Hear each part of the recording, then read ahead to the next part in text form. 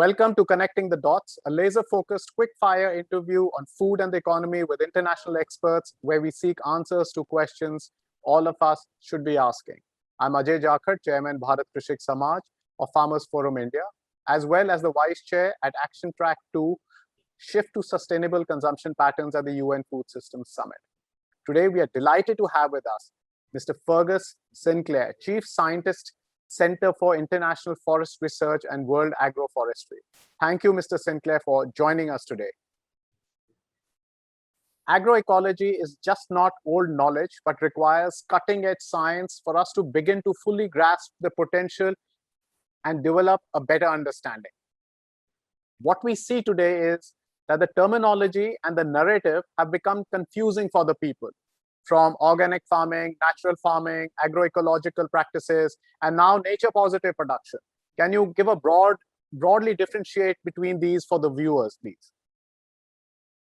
Yes, I think there are actually quite important distinctions between these different terms, and it's quite useful to understand what they are. So agroecology is based on 13 principles, and we can go into those perhaps a little bit later. And that means that you get a diversity of practice because those principles are locally applied. Organic agriculture is prescriptive. There are rules that you have to follow, and therefore it's much easier to certify it. And so in terms of marketing, there's an advantage there. But of course, in terms of local adaptability, it's not so good. Now, nature positive or sometimes nature-based solutions are coming actually more from the conservation side. So you can think of agroecology as being farming in harmony with nature, but nature-based solutions are really starting from the premise of conservation and then realizing, well, people have got to do some farming. So you would think that those two things would meet in the middle. But of course, you tend to have different people with different mindsets from different institutions who are coming from the agricultural end or coming from the conservation end. So quite often their intuitions and the sorts of solutions that they're coming up with are a bit different. They have a lot of commonality, some overlap, but there's actually important distinctions between them. So more specifically on agroecology, you have left agroecology as too broad a concept, which encompasses a wide spectrum of practices flowing out of adoption of a few principles to adoption of all principles. And like you said, organic farming has very clear standards, while it is not true for agroecology. So does not having a minimum bar cause a problem for everyone arguing that their practice is also agroecology? Everyone seems to be claiming some sort of distinction in what agroecology actually stands for. So how do you exactly nudge people to an ideal state of adopting all the principles that you're talking about? Well, we have quite an important concept in agroecology, which is of transition and transition pathways. So the ultimate goal is a transformed food system, the whole food system. So that relates to consumption patterns as well as production methods, adapt and co-create solutions to problems that suit their ecological, cultural, social, and economic context. And there are different approaches to certification. For example, participatory guarantee systems, where you are based more on principles rather than prescribing practice, and you can still say that you are operating in a way that is environmentally sustainable and socially equitable. And that's what we're looking for in terms of agroecological systems. And we can accept the fact that there will be transition. So not every, at every moment, will products have the same degree of agroecological embeddedness, but that also allows farmers to continue to make money, to make profit while they are in a transition phase. So I think it's a perfectly reasonable aspect, and the diversity of practice is one of the things that we need if we wanted a landscape scale to have resilient food production. So it actually works. So that's true. One of the arguments against agroecology is that if we were to adopt its principles, maybe we cannot feed the world without increasing the land area. What would you have to say to that? Well, that's actually nonsense. And it's absolutely clear from a theoretical basis to start with that if you mix plants, for example, of very different stature,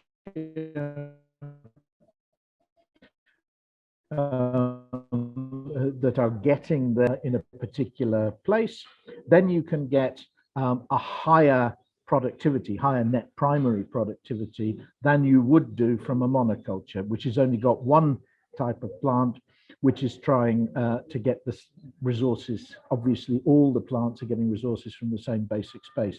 And that's an evolutionary process called niche diversification.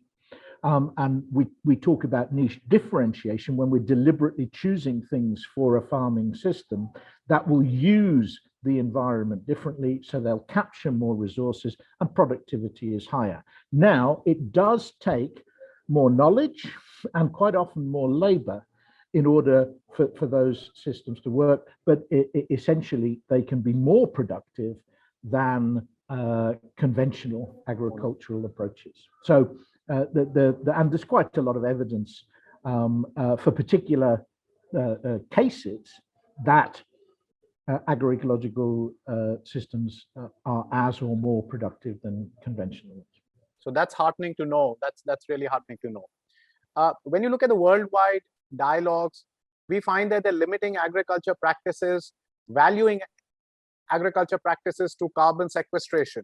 Why is this wrong? Because there is a greater link to climate change mitigation.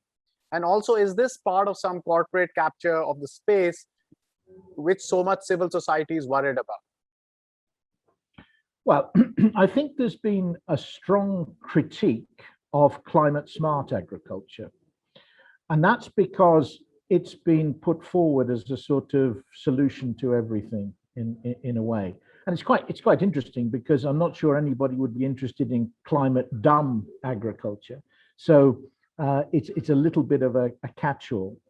But the key argument is whether incremental increase in efficiency of conventional agriculture can address the key problems that our global food system faces, which are catastrophic biodiversity loss, the climate crisis, the fact that we're not feeding people properly. We've got 690 million people hungry, and an obesity crisis, and a whole series of sort of micronutrient issues.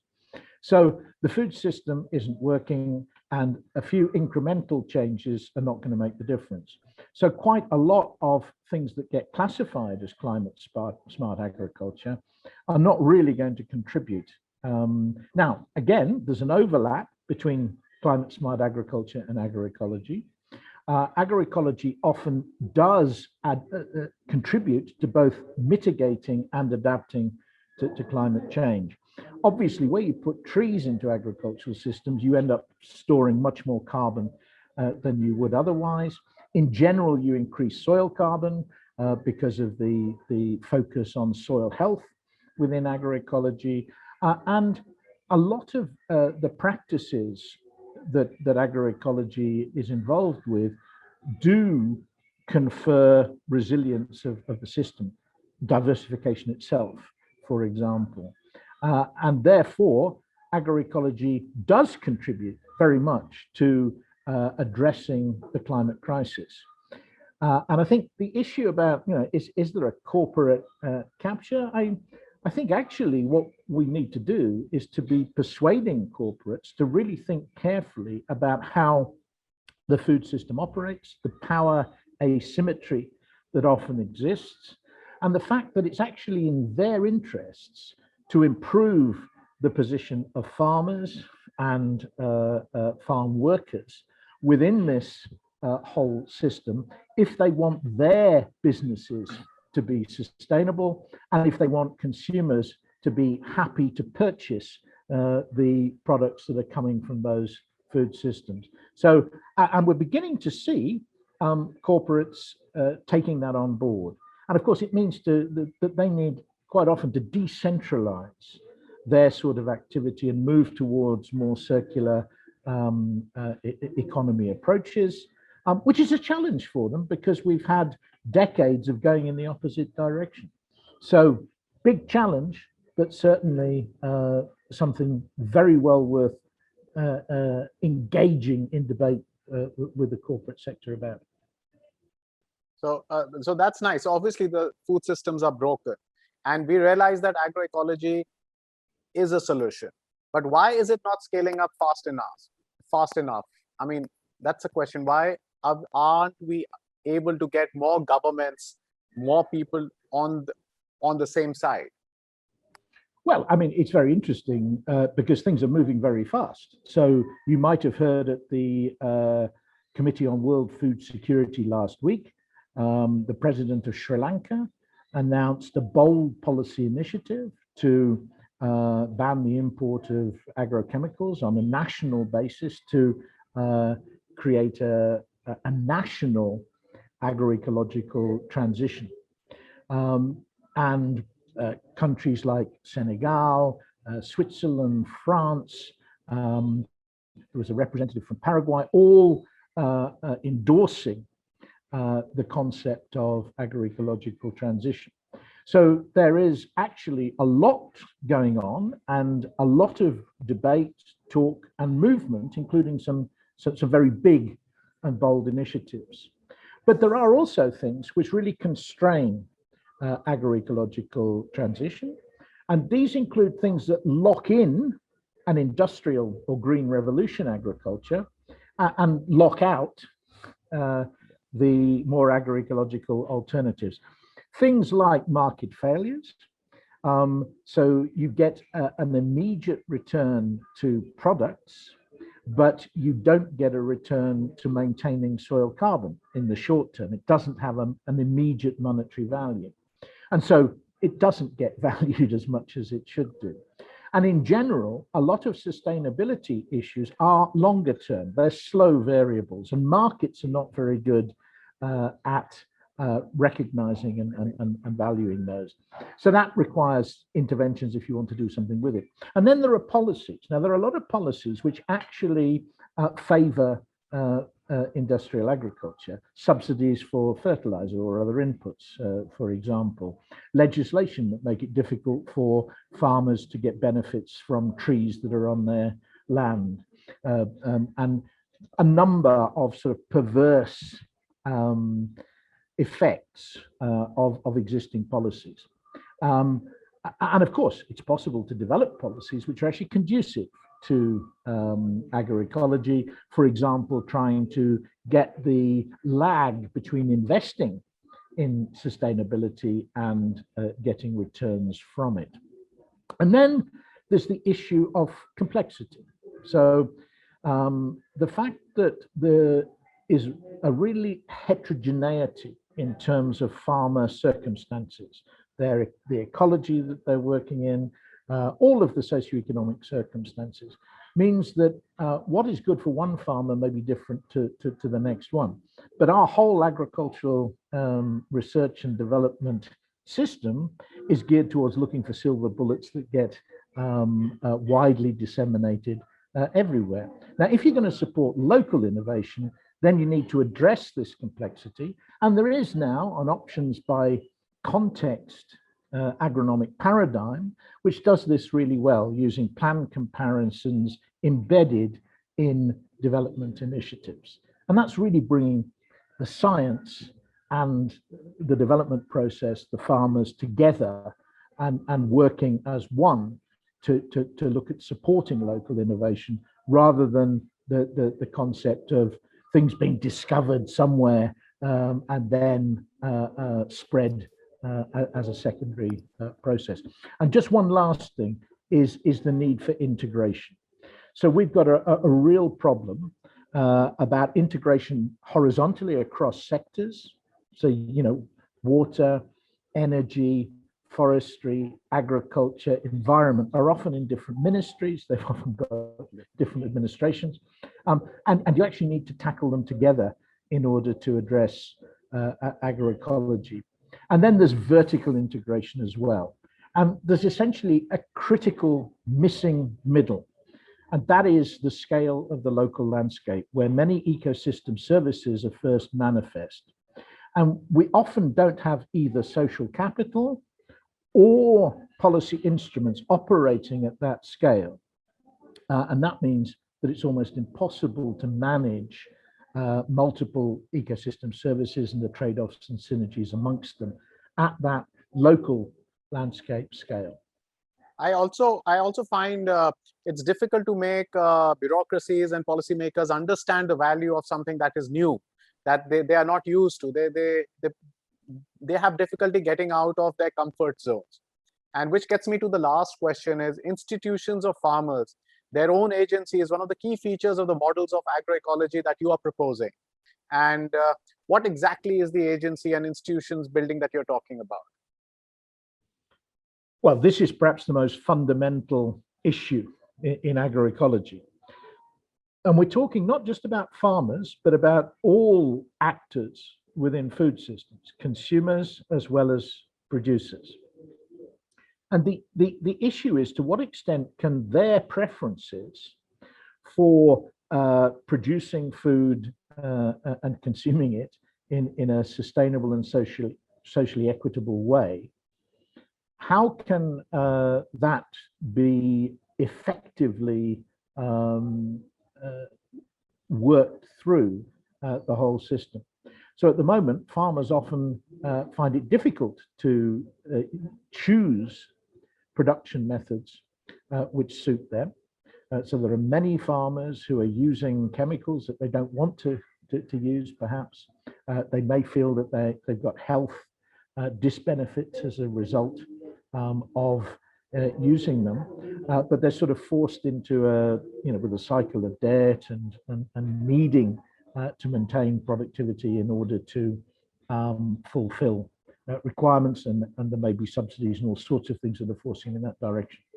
So the agency often requires collective action of one sort or another, because usually as individuals, it's very difficult to change the extent to which you can influence something.